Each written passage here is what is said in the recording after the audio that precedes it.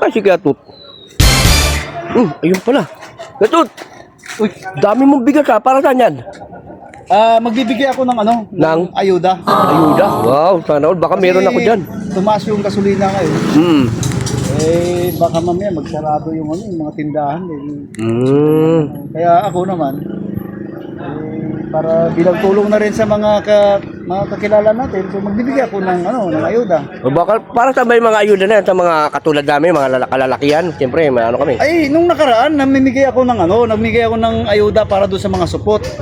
Oo, di ba? Oo, namimigay ako nakaraan. Oo, ngayon, para saan naman yan? Ito naman, para sa mga marites to. Oo, sa mga marites. Magbibigay ako ng bigas para sa marites. Daming Plus, bigas yan. mayroon pang pera. Wow, Magbibigay sana ako all. ng pera, yan.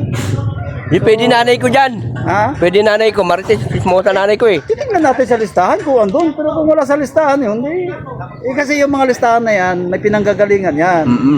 So kung may binigay sa akin na Papel. listahan ng mga Opo. marites, Makakatanggap sila ng bigas. makakatanggap niyan. Oo. Oo, galing Parang na. kung kasama sila sa ano doon ha. Sana makasama nanay ko kasi sismo sa nanay ko eh. Tingnan natin kung andun sa listahan ng mga beneficiary ng mga marites. Sige po, sige. Salamat baka, po ha. baka kasama ka sa beneficiary ng mga Hindi, supot. hindi, ayoko. Bibigyan ka agad kita ng 5,000. Hindi na.